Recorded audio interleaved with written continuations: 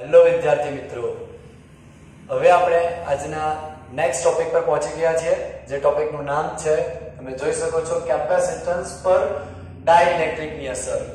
Capacitance પર ડાઇલેક્ટ્રિકની શું અસર થાય છે એના વિશે આપણે સમજીશું. લાસ્ટ ટાઈમ આપણે જે સૂત્ર મેળવ્યું હતું, કેપેસિટર સમાંતર પ્લેટ કેપેસિટરનું સૂત્ર, એમાં આપણે જોયું હતું કે આપણે વચ્ચે શું લઈએ છીએ, શૂન્યાવકાશ લઈએ છીએ, બરાબર? તો વચ્ચે જ્યારે શૂન્યાવકાશ લઈએ છીએ ત્યારે શૂન્યાવકાશના કારણે આપણને જે વિદ્યુત ક્ષેત્રના કારણે જે કેપેસિટન્સનું સૂત્ર મળ્યું હતું તે શું હતું? C બરાબર એપ્સિલોન 0 A ભાગ્યા D. હવે આપણે શું કરશું? હવે આપણે કેપેસિટરની બે પ્લેટોની વચ્ચે ડાઇલેક્ટ્રિક દાખલ કરશું અને ડાઇલેક્ટ્રિક દાખલ કરવાના કારણે કેપેસિટન્સમાં શું ફરક પડે છે એની ચર્ચા કરશું, બરાબર? બે પ્લેટની વચ્ચે જ્યારે આપણે ડાઇલેક્ટ્રિક અચળાંક ધરાવતું કોઈ માધ્યમ, કોઈ પણ ડાઇલેક્ટ્રિક અવાહક પદાર્થ દાખલ કરીશું અને જો તમને ખબર છે કે જેટલા પણ ડાઇલેક્ટ્રિક પદાર્થો આવે દરેકને પોતપોતાની k ની વેલ્યુ આવે, બરાબર? દરેકને પોતપોતાની k ની વેલ્યુ હોય છે. તો એ પ્રમાણે આપણે કોઈ પણ ડાઇલેક્ટ્રિક અચળાંક આ બે કેપેસિટરની પ્લેટની વચ્ચે દાખલ કરશું અને એ શું કરશે? ધન અને ઋણ વિદ્યુતભારોનું જેટલું શક્ય બનશે એટલું દ્રવ્યભવન કરશે. તો એના પછીની અસર શું થાય છે? કેપેસિટન્સ ઘટે છે કે વધે છે એ હવે તમને ખબર પડશે અહીંયા. તો સૌથી પહેલા આપણે જે અહીંયા આપ્યું છે તે લખી લઈએ કે આપેલ સમાંતર પ્લેટ કેપેસિટર માટે તેમના વિદ્યુત ભારો અનુક્રમે +q અને બીજી પ્લેટ પર -q છે. ઓકે, તથા દરેક પ્લેટનું ક્ષેત્રફળ a અને બંને પ્લેટો વચ્ચેનું અંતર પણ d છે, બરાબર? તમે જોઈ શકો બંને પ્લેટનું ક્ષેત્રફળ a છે અને બંને વચ્ચેનું અંતર કેટલું છે? d છે.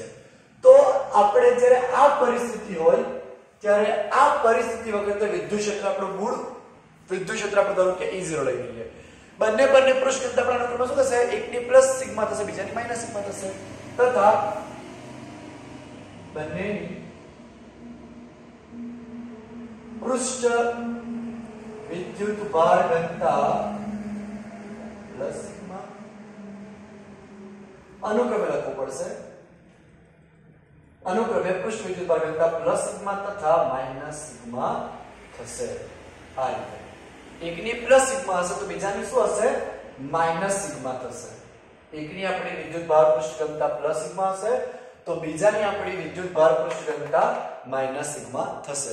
તો આ રીતે આપણે જોયું. હવે તમે જોજો કે સ્ટાર્ટિંગનું આપણું જે વિદ્યુત ક્ષેત્ર હશે માટે પ્રારંભિક પરિસ્થિતિમાં વિદ્યુત ક્ષેત્ર E0 બરાબર કેટલું આવશે? સિગ્મા ના છેદમાં એપ્સિલોન 0, જે આપણું સૂત્ર છે. આ પ્રમાણે આપણને સૂત્ર મળે છે, બરાબર? E0 બરાબર આપણને કેટલું મળે છે? સિગ્મા ના છેદમાં એપ્સિલોન 0 મળે છે. આ આપણું પ્રારંભિક વિદ્યુત ક્ષેત્ર છે જ્યારે આપણે કંઈ દાખલ નથી કર્યું ત્યારે રેગ્યુલર આપણું. અહીંયા આપણું પ્લસ છે ત્યારે અહીંયા માઈનસ હશે. તો આ પ્રમાણે આપણું વિદ્યુત ક્ષેત્ર હાજર છે. સિગ્મા ભાગ્યા એપ્સિલોન 0, જ્યાં સિગ્મા પૃષ્ઠ ઘનતા છે. ઓકે, જે આપણને કેટલી મળે? q ભાગ્યા a મળે છે, બરાબર? હવે આપણે આગળ કરીશું અહીં, તથા વિદ્યુત સ્થિતિમાન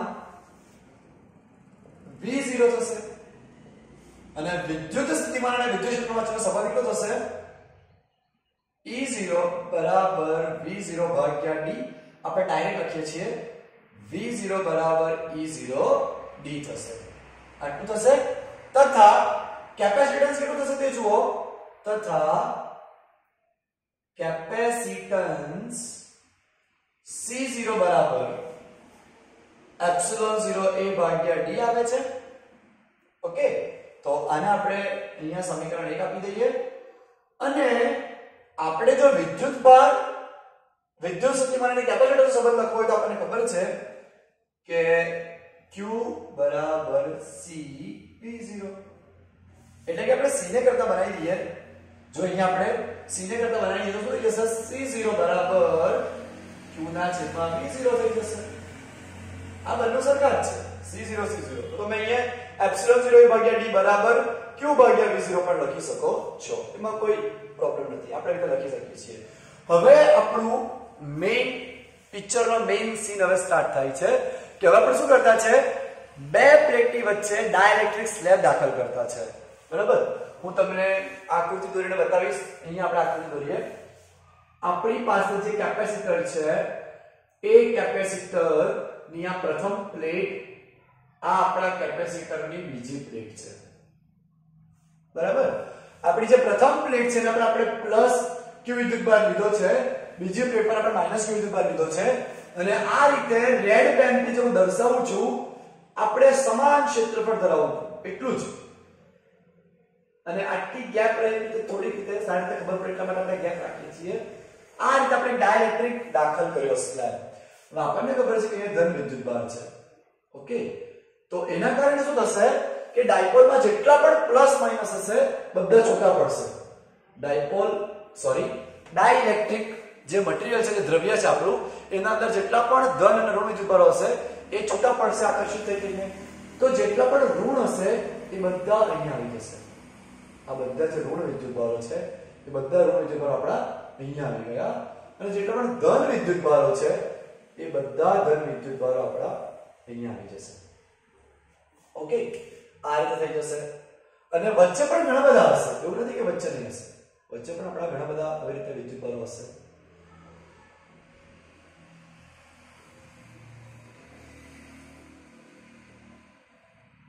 પણ તમે જોઈ શકશો કે આ ધન આ ઋણને કેન્સલ કરશે, આ ધન આ ઋણને કેન્સલ કરશે. તો કેન્સલ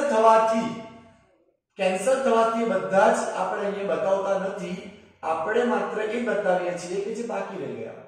ઓકે, આ વિદ્યુતભારો બાકી રહી ગયા. તો આ જે વિદ્યુતભારો બાકી રહી ગયા ધ્રુવીભૂત થયા, પોલરાઇઝ થયા. પોલરાઇઝેશન ઇંગ્લિશમાં કહેવાય, એટલે આપણે p વડે દર્શાવીશું, સિગ્મા p. તો આ બધો વિદ્યુતભાર છે, બંધ વિદ્યુતભાર કહેવાશે, પૃષ્ઠ વિદ્યુતભાર કહેવાશે.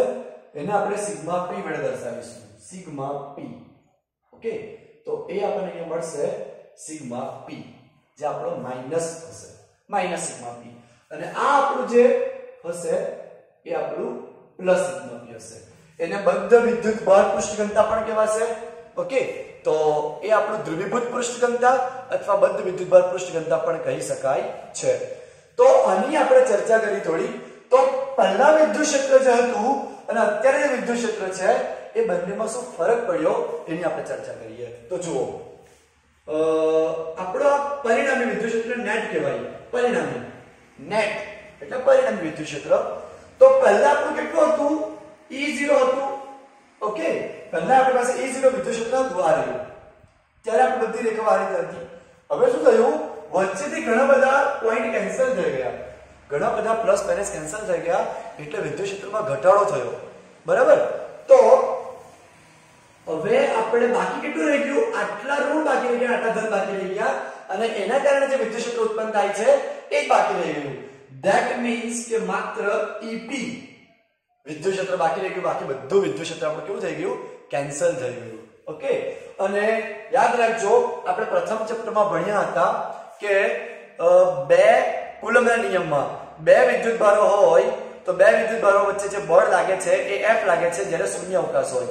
પણ કોઈ પણ માધ્યમ દાખલ કરવામાં આવે ડાઇલેક્ટ્રિક ધરાવતું તો એ બળ F ભાગ્યા k થઈ જશે.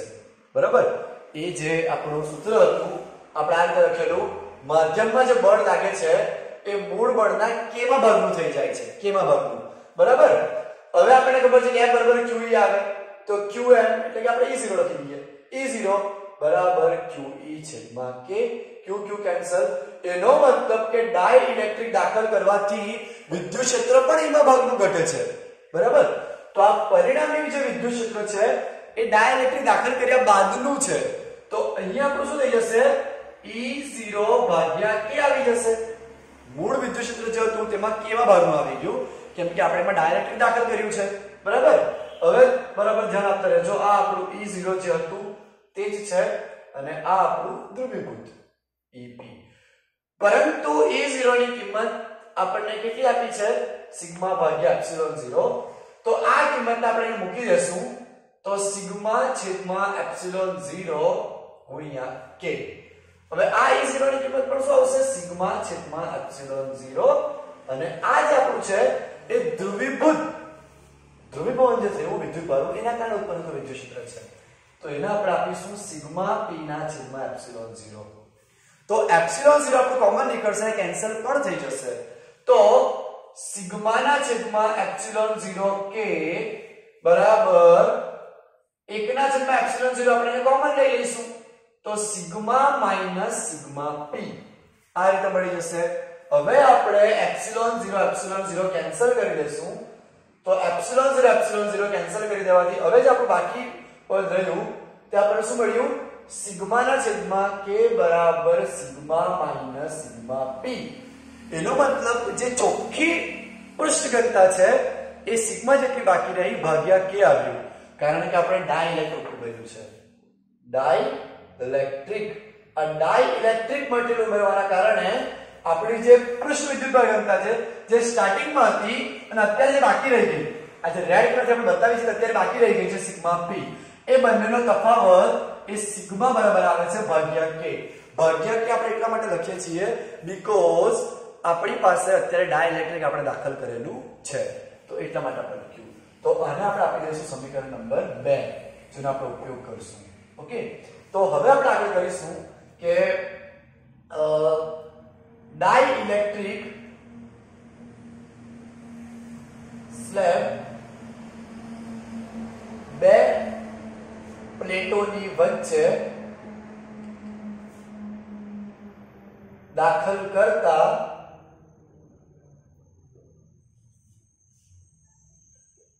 બાકી રહેલી પૃષ્ઠ ઘનતા સિગ્મા માઈનસ સિગ્મા p એ સિગ્મા ભાગ્યા સિગ્મા ના સમપ્રમાણમાં હશે અને સિગ્મા ને દૂર કરતા ભાગ્યા k આવી જશે. બરાબર? તો ત્યારબાદનું મળતું વિદ્યુત ક્ષેત્ર હવે આપણને કેટલું મળે છે જુઓ, E બરાબર સિગ્મા માઈનસ સિગ્મા p ના છેદમાં એપ્સિલોન 0. સૂત્ર આપણું આ જ છે પણ પૃષ્ઠ વિદ્યુતભાર ઘનતા બદલાઈ ગઈ, સિગ્મા માઈનસ સિગ્મા p થઈ ગઈ ભાગ્યા એપ્સિલોન 0. ઓકે, તો હવે આપણે એનું જે મૂલ્ય છે મૂકી દઈએ સિગ્મા માઈનસ સિગ્મા p નું, તો આપણને શું મળે છે? E બરાબર સિગ્મા ના છેદમાં k એપ્સિલોન 0 આટલું મળે છે. તથા હવે તમે જોઈ શકશો, પરંતુ આપણને ખબર જ છે ચેપ્ટર 1 માં આપણે ભણી ગયેલા સૂત્ર કે પૃષ્ઠ ઘનતાનું સૂત્ર શું આવે છે? સિગ્મા બરાબર q ના છેદમાં i. બરાબર ને? તો એ સૂત્રને આપણે મૂકીશું અહીંયા. તો એ સૂત્રને આપણે મૂકવાથી હવે શું થઈ જશે? q ના છેદમાં a થઈ જશે, k એપ્સિલોન 0 થઈ જશે. આ રીતનું આપણું સૂત્ર મળી ગયું, q ના છેદમાં a k એપ્સિલોન 0. બરાબર? તો હવે આપણે નવું વિદ્યુત સ્થિતિમાન પણ અહીંયા દાખલ કરીએ છીએ. આ જે છે આપણા માટે કામનું નથી તે આપણે શીખી કાઢીશું.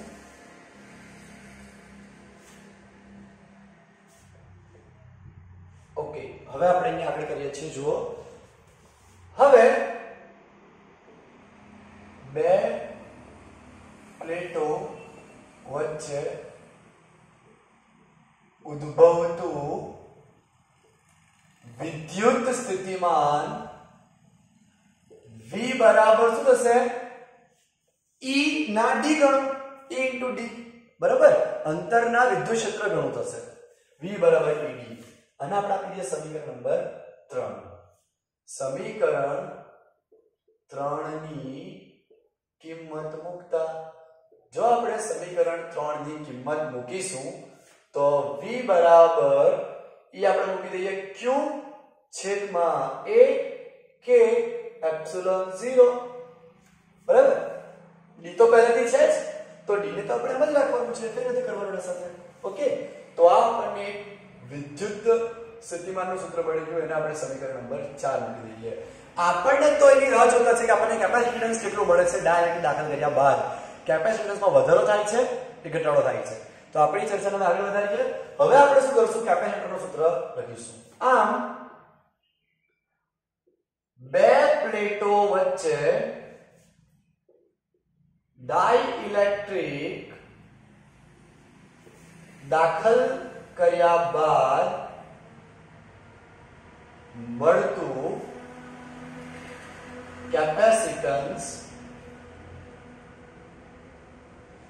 C બરાબર શું થશે? સૂત્ર છે આપણું Q ભાગ્યા V. Q ભાગ્યા V. સમીકરણ 4 નો ઉપયોગ કરતા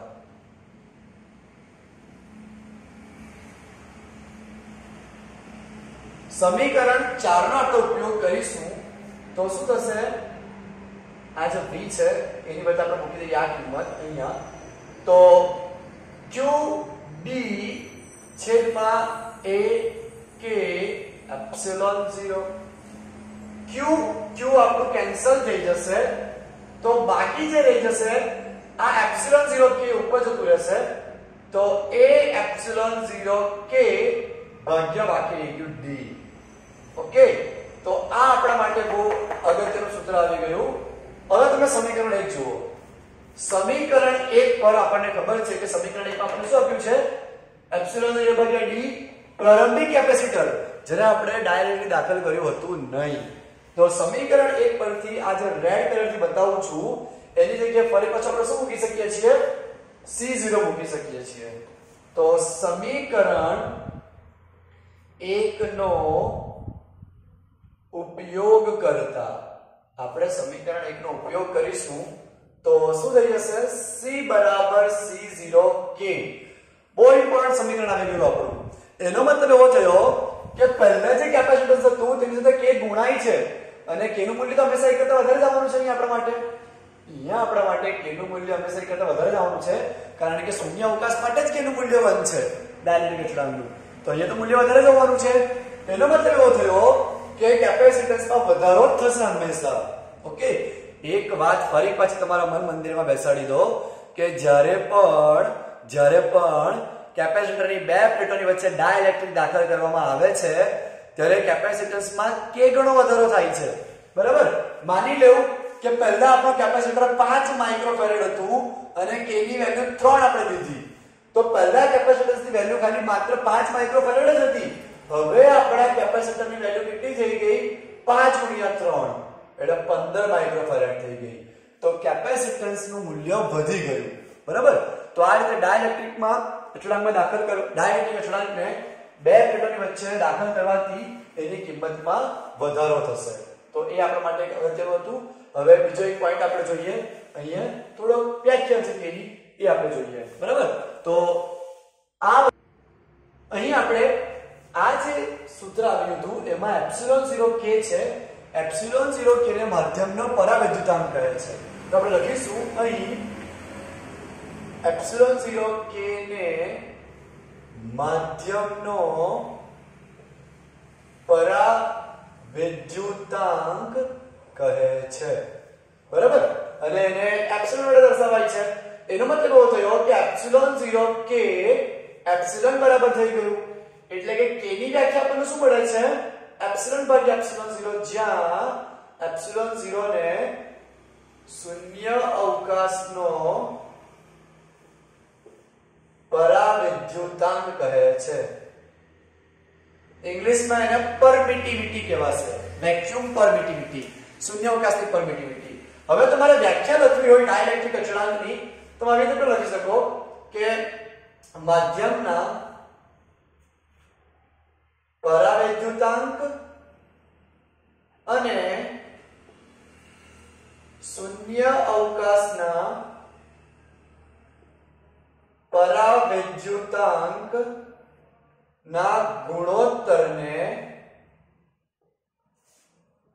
ડાઇલેક્ટ્રિક અચળાંક કહે છે. હવે તો જો શૂન્ય અવકાશ માટે કેટલું મૂલ્ય આવશે ડાઇલેક્ટ્રિક અચળાંકનું? k બરાબર 1 અને આ કિસ્સા માટે બટ ઓબ્વિયસલી k નું મૂલ્ય a કરતા મોટું જ હશે. ઓકે, તો તમે નીચે લખી શકો છો, અહીંયાથી આ પોઈન્ટ અહીંયા લખી શકો છો કે બે કેપેસિટરની વચ્ચે ડાઇલેક્ટ્રિક અચળાંક દાખલ કરતા હંમેશા કેપેસિટન્સનું મૂલ્ય k ગણું થાય છે. કેપેસિટન્સનું મૂલ્ય k ગણું થાય છે. બીજી વસ્તુ કે આ જે આપણે સૂત્ર મેળવ્યું છે એ કોના માટે મેળવ્યું છે? સમાંતર પ્લેટ કેપેસિટર માટે મેળવ્યું છે. પરંતુ આ સૂત્ર કોઈ પણ પ્રકારના કેપેસિટર માટે સાચું છે. તો આ સૂત્રને તમે બરાબર સારી રીતે સમજજો. તો આપણે મળીશું નેક્સ્ટ લેક્ચરમાં. Thank you.